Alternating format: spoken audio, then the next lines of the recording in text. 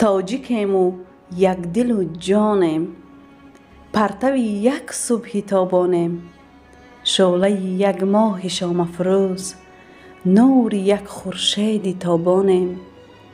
وحدتی ما اقتداری ما، وحدتی ما افتخاری ما.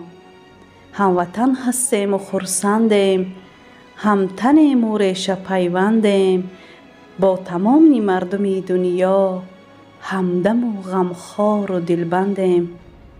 وحدتی ما اقتداری ما، وحدتی ما افتخاری ما.